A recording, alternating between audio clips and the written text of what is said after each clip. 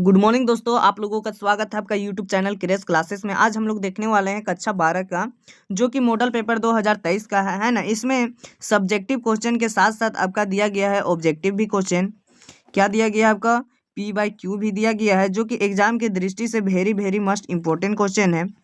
क्या very must important question है, जो कि एग्जाम में आपका पूछा जाएगा, है ना।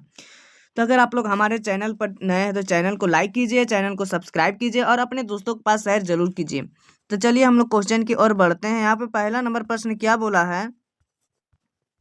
यहाँ पे पहला नंबर प्रश्न आपका बोला है कि क्या बोला है? वे जिन जो विपरीत गुणों के जोड़ों के लिए कूट करते हैं वे कहलाते हैं। तो आपका कहलाते हैं अलीन। क्या कहलाते हैं? अलीन। तो आपका करेक्ट आंसर अलीन हो जाएगा। अगला प्रश्न क्या दिया गया है आपका? आपका दिया गया है मानव मादा में अंड जनन की प्रक्रिया कब प्रारंभ होती है? तो आपका होती है भ्रूणीय परिवर्धन के समय होता है। ठीक है। अगला प्रश्न क्या दिया गया है आपका? तीसरा नंबर प्रश्न आपका दिया गया है कोशिका विभाजन किस प्रवस्था में डीएनए की प्रकृति बनती है? तो आपका एस प्रवस्था में आपका डीएनए की प्रकृति बनती है। तो आपका करेक्ट आंसर दूसरा हो जाएगा। अगला प्रश्न क्या है? चौथा नंबर प्रश्न आपका है निम्नलिखित में से कौन समयुग्मी का उदाहरण है? तो समयुग्मी का उदाहरण कौन हो जाएगा दोस्तों? तो आपका हो जाएगा करेक्ट आंसर 3 नंबर, है ना। क्या लिखा गया है 3 नंबर में? कलेडोफोरा लिखा गया है। ठीक है। अगला प्रश्न क्या लिखा गया दिया गया है ऑटोमोबाइल निष्कासन में सबसे हानिकारक धात्विक प्रदूषण है तो कौन सा हो जाएगा? तो पहला नंबर आपका ऑप्शन दिया गया है लेड, दूसरा में दिया गया है तांबा और तीसरा में दिया गया है कैडमिलियम और चौथा में दिया गया है पारा। तो आपका करेक्ट आंसर जो हो जाएगा वो वह हो जाएगा आपका पांचवा का पहला नंबर लेड। अगला प्रश्न क्या दिया गया है आपका? निम्नलिखित में से कौन सा परजीवी मलेरिया का रोग जनक है? तो कौन है? तो आपका हो जाएगा छठा का करेक्ट आंसर हो जाएगा दूसरा नंबर प्लाज्मोडियम। ठीक है।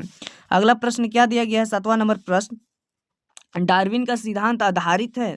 तो डार्विन का सिद्धांत आपका किस चीज में आधारित है? तो यहाँ पर पहला नंबर ऑप्शन में दिया गया है उत्परिवर्तन पर, सेकंड में दिया गया है उपार्जित लक्षण पर और तीसरा नंबर ऑप्शन में दिया गया है प्राकृतिक चयन पर और चौथा में दिया गया है इनमें से कोई नहीं। तो आपका करेक्ट जो आंसर हो जाएगा दोस्तों वह हो जाएगा आपका 7 का हो जाएगा तीसरा नंबर प्राकृतिक चयन पर हो जाएगा। ठीक है। अगला प्रश्न देखते हैं। 8वां नंबर प्रश्न आपका क्या बोला है?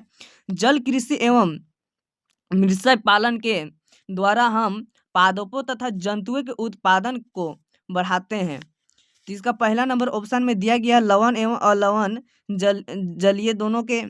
अगला प्रश्न दिया गया है केवल अलवण जलीय के। तीसरा में दिया गया है केवल लवण जलीय के और चौथा में दिया गया आपका केवल नदी जल के। तो आपके यहाँ पे जो होगा 8वां करेक्ट आंसर हो जाएगा 1 नंबर हो जाएगा लवण एवं अलवण जलीय दोनों के। ठीक है। अगला प्रश्न दिया गया है प्लाज्मिड निम्नलिखित में से किसके बाह्य गुण सूत्रीय अनुवांशिकता पदार्थ है? तो आपका कौन हो जाएगा? 9 नंबर का करेक्ट आंसर हो जाएगा 4 नंबर जीवाणु।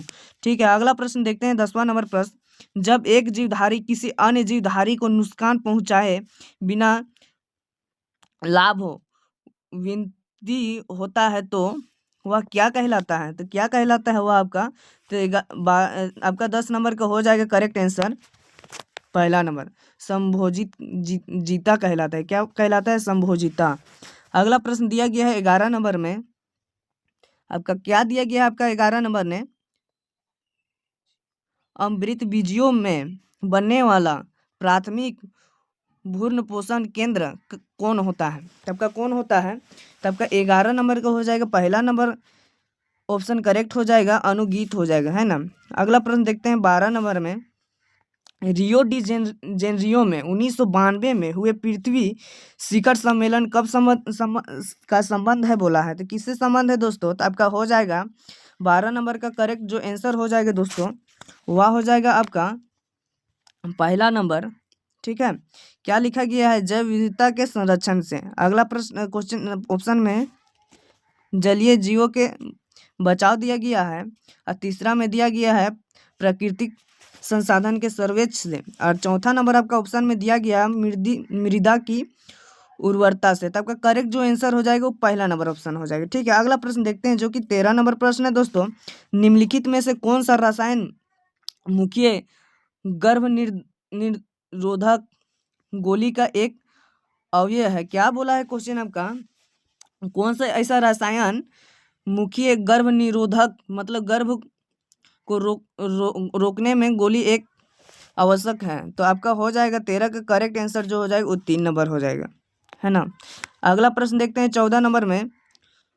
स्वर्ण धान में कौन सा विटामिन उपस्थित होता है? तो कौन सा विटामिन उपस्थित होता है दोस्तों? तो आपका पहला नंबर ऑप्शन में दिया गया है विटामिन ए, सेकेंड में दिया गया है विटामिन डी, और तीसरा में आपका दिया गया है विटामिन ई, और चौथा में दिया गया है विटामिन के। तो आपका जो हो जाएगा 14 करेक्ट आंसर हो जाएगा ऑप्शन नंबर 1 विटामिन ए। ठीक है, अगला प्रश्न देखते हैं जो कि 15 नंबर प्रश्न आपका।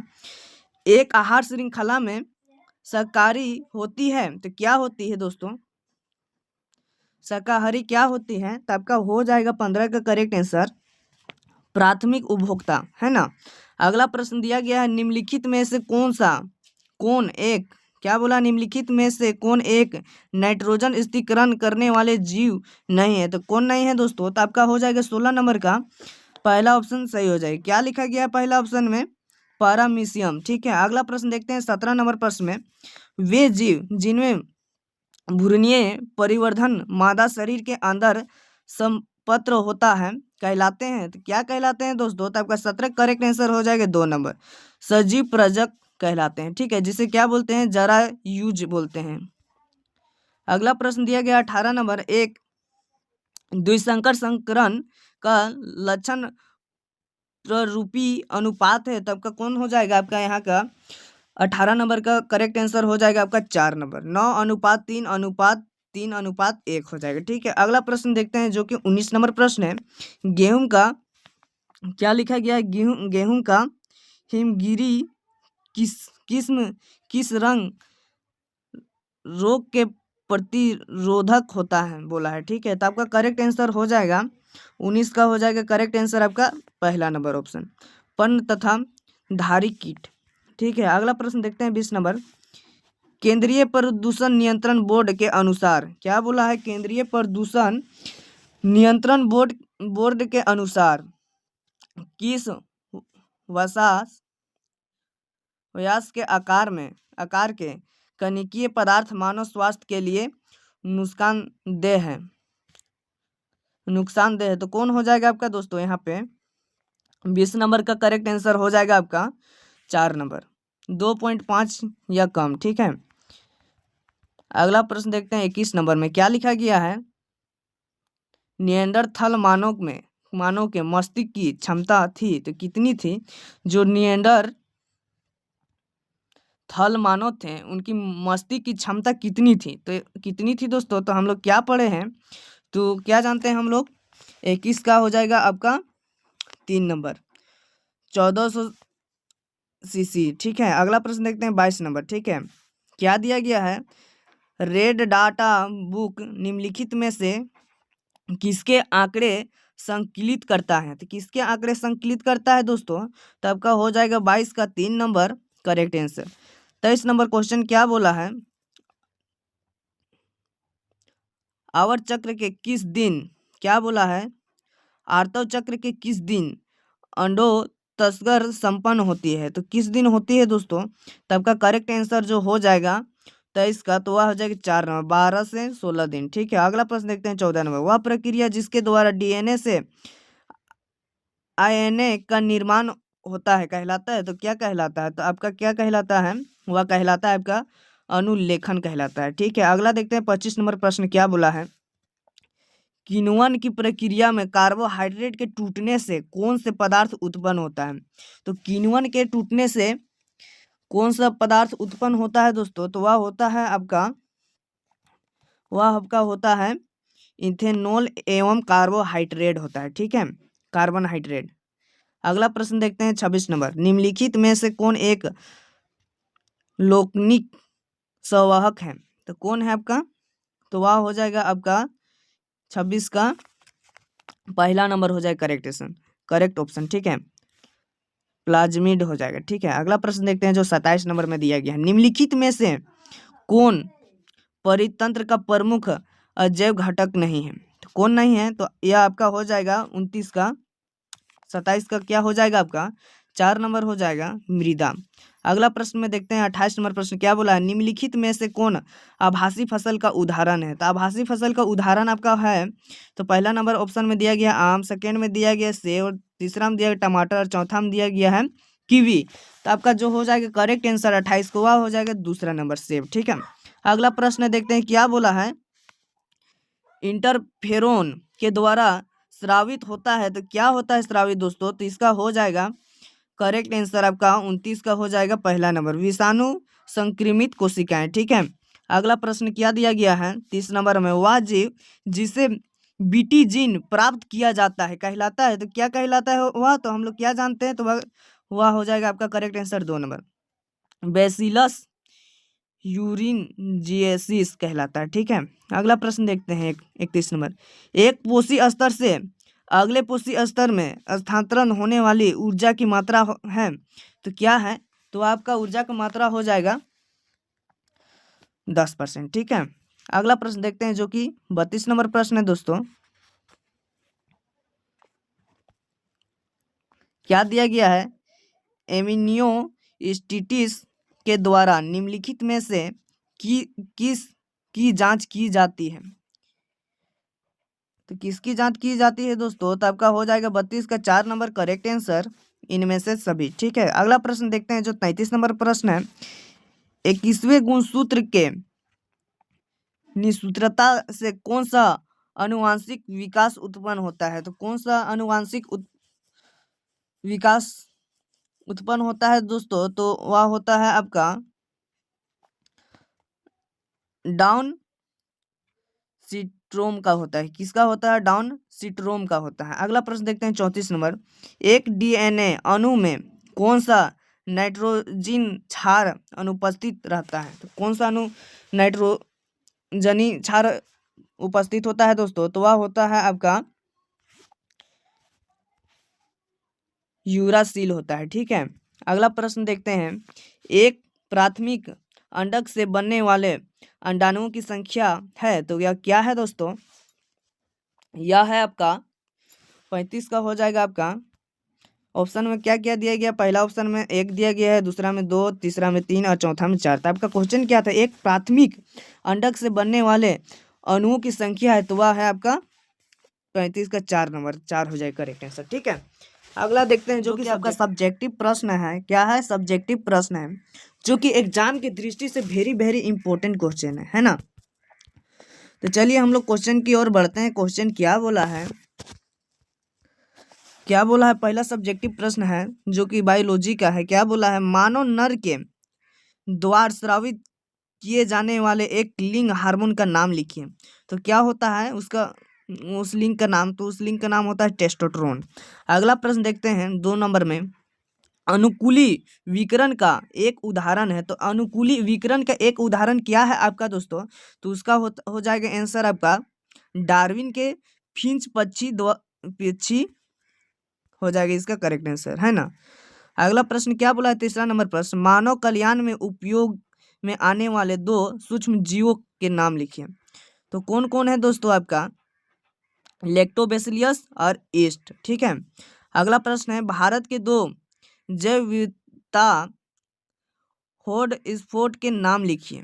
तो इसका उत्तर हो जाएगा पश्चिमी घाट और पूर्वी हिमालय। ठीक है, अगला प्रश्न क्या है? ईस्ट में अलैंगिक जनन किस विधि द्वारा होता है? तो ईस्ट में जो अलैंगिक जनन होता है दोस्तों वह होता है आपका कलीकरण विधि द्वारा होता है। ठीक है, जिसे इंग्लिश में बोलते हैं बूडिंग। ठीक है, अगला प्रश्न क्या बोला है? 6ठा नंबर प्रश्न।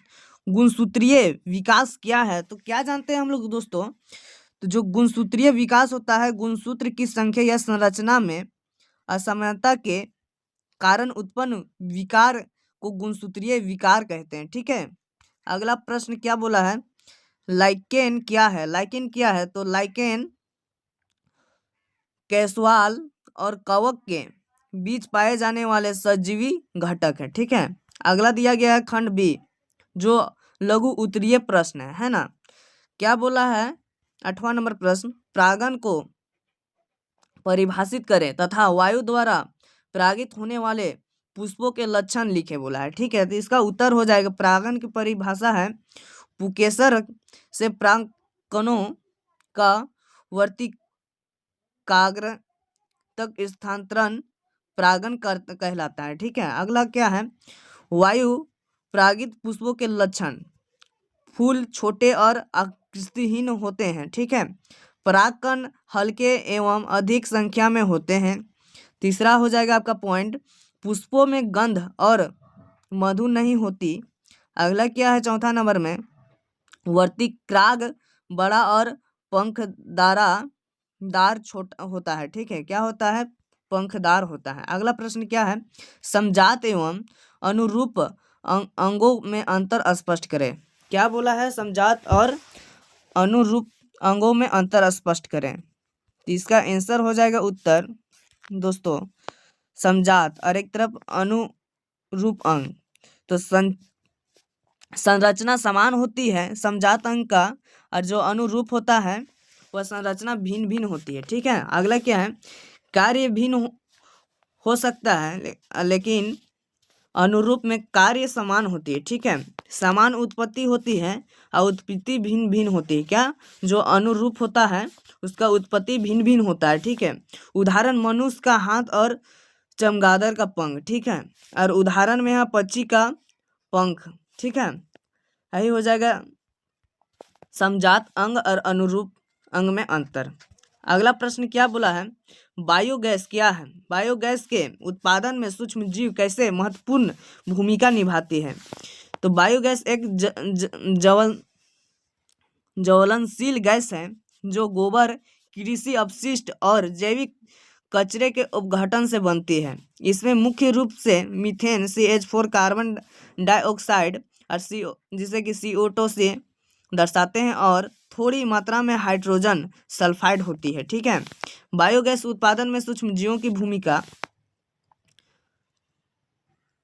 अवयव मतलब कि दशा में मिथेनोजेन बैक्टीरिया जैविक पदार्थ का अपघटन करते हैं। ठीक है, ये सूक्ष्म जीव जटिल कार्बनिक पदार्थ को सरल यौगिकों में बदलते हैं। इस प्रक्रिया में के दौरान मीथेन गैस उत्पन्न होती है। जो प्रक्रिया होती है दोस्तों, इसमें मीथेन गैस उत्पन्न होती है जो बायोगैस का मुख्य घटक है। ये था आपका वेरी इंपॉर्टेंट क्वेश्चन जो कि हर बार आपका 12 का एग्जाम में पूछा जाता है। ठीक है, अगला प्रश्न देखते हैं 11 नंबर प्रश्न क्या बोला है, निम्नलिखित आरेख एक सरल जैव भू रासायनिक चक्र को दर्शाता है। तो इसका उत्तर हो जाएगा, आरेख में दर्शाए गए चक्र का नाम क्या है। तो इसका उत्तर हो जाएगा, यह कार्बन डाइऑक्साइड का चक्र है। ठीक है, अगला क्या है, इसकी अधिक मात्रा पर्यावरण पर क्या दुष्प्रभाव डालती है।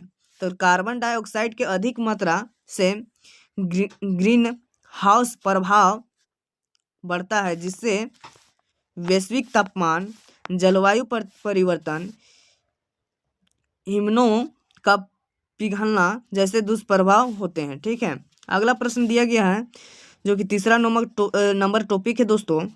इसमें क्या बोला है, इसके प्रभाव को कम करने के 2 उपाय। मतलब जो क्या बोला था क्वेश्चन, हमारा जो क्वेश्चन बोला था दोस्तों, वह बोला था निम्नलिखित आरेख एक सरल जैव भू रासायनिक चक्र को दर्शाइए। तो इसे कम करने का जो है, कैसे कम कर सकते हैं दोस्तों, तो अधिक से अधिक वृक्षारोपण करना, जीवाश्म ईंधनों के उपयोग को कम करना एवं नवीकरणीय ऊर्जा स्रोतों का प्रयोग करना। ठीक है, अगला 12 नंबर प्रश्न क्या है, यौन संचारित रोगों के संक्रमण से बचने के लिए कौन से उपाय किए जाने चाहिए। तो सुरक्षित यौन व्यवहार अपनाना। ठीक है, संक्रमित व्यक्ति से संपर्क से बचना। ठीक है, अगला क्या है, रक्त या सुई का सुरक्षित और स्वच्छ उपयोग, समय समय पर स्वास्थ्य जांच कराना, यौन स्वास्थ्य के प्रति जागरूकता करना। ठीक है, रखना। अगला प्रश्न क्या बोला है, 13 नंबर प्रश्न, एक संकर संक्रांत क्या बोला, एक उपयुक्त एक संकरण की सहायता से प्रभुत्व के नियम की संक्षिप्त व्याख्या करे बोला है। तो क्या हो जाएगा इसका उत्तर, प्रभुत्व का नियम कहता है कि जब किसी लक्षण के दो विपरीत कारक एक साथ होते हैं तो केवल प्रभुत्वशील लवण ही व्यक्त होता है। ठीक है, अगला क्या है, उदाहरण के लिए मटर का पौधा लंबा टी और बौना छोटा टी। प्रथम पीढ़ी में सभी पौधे लंबे होते हैं। इससे स्पष्ट होती है कि लंबापन प्रभुत्वशील और बौनापन अप्रभुत्वशील है। ठीक है, अगला प्रश्न क्या बोला है, कीट रोधी। क्या होता है कीट रोधी दोस्तों, कीट रोधी पौधों के उत्पादन में जैव प्रौद्योगिकी का उपयोग किस प्रकार होता है। तो किस प्रकार होता है दोस्तों, तो हम लोग क्या जानते हैं, जैव प्रौद्योगिकी द्वारा पौधे में कीट रोधी जीन प्रविष्ट कराए गए हैं। उदाहरण के लिए बीटी जीन को कपास में डाला गया जिससे बीटी कपास विकसित हुए जो कीटों से सुरक्षित रहती है। इससे कीटनाशकों का उपयोग कम और फसल उत्पादन बढ़ता है ना। अगला प्रश्न जो है 15 नंबर प्रश्न क्या बोला है, उपयुक्त चित्र के सहायता से डीएनए प्रकृति की प्रक्रिया की व्याख्या करें। तो डीएनए प्रकृति वह प्रक्रिया है जिसमें कोशिका विभाजन से पहले डीएनए की एक समान प्रतिलिपि बनती है। यह प्रक्रिया अर्ध संरचित होती है, अर्थात नए डीएनए में एक पुरानी और एक नई श्रृंखला होती है। ठीक है, अगला क्या है, प्रक्रिया के चरण। हेलिकेज एंजाइम डीएनए की दोहरी कुंडली को खोलता है। अगला क्या है, हाइड्रोजन बंधन टूट जाते हैं और दोनों स्टोर्ड अलग हो जाते हैं। प्राइमेज एंजाइम आरएनए प्राइमर बनता है। डीएनए पॉलीमेरेज पूरक न्यूक्लियोटाइड जोड़ता है। अग्रहीन स्टेट लगातार बनती है जबकि पिछली स्टेट खड़ों में बनती है। लाइगेज एंजाइम खंडों को जोड़ देता है, परिणाम दो समान डीएनए अणु बनते हैं। ठीक है, इससे दो समान डीएनए अणु बनती है। अगला प्रश्न जो है दोस्तों, जो कि एग्जाम की दृष्टि से वेरी मस्ट इंपॉर्टेंट क्वेश्चन दिया गया है।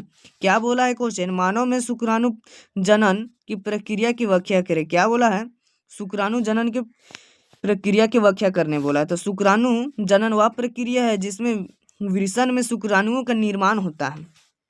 स्थान सेमिनिफियर्स, क्या बोला है, सेमिनिफियर्स नलिकाएं। ठीक है, चरण एक में क्या है आपका है मिथोसिस द्वारा बनती है। ये प्राथमिक शुक्राणु कोष बनते हैं। प्रथम अर्धसूत्री विभाजन से द्वितीयक शुक्राणु कोष बनते हैं। चौथा नंबर में है आपका द्वितीयक अर्धसूत्री विभाजन से एक्सपेरिमेंट बनती है। क्या बनती है, एक्सपेरिमेंटेड बनती है।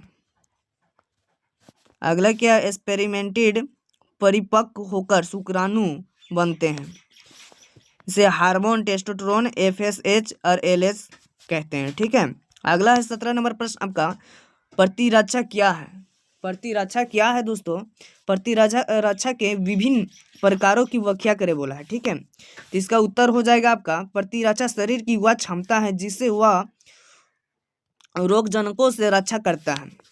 प्रतिरक्षा के प्रकार, जन्मजात प्रतिरक्षा जन्म से उपस्थित विशिष्ट नहीं होती, उदाहरण में त्वचा आंसू अम्ल। ठीक है, अगला क्या है, उपार्जित प्रतिरक्षा जो जीवन में प्राप्त विशिष्ट होती है। सक्रिय प्रतिरक्षा संक्रमण या टीकाकरण से और दीर्घकालीन।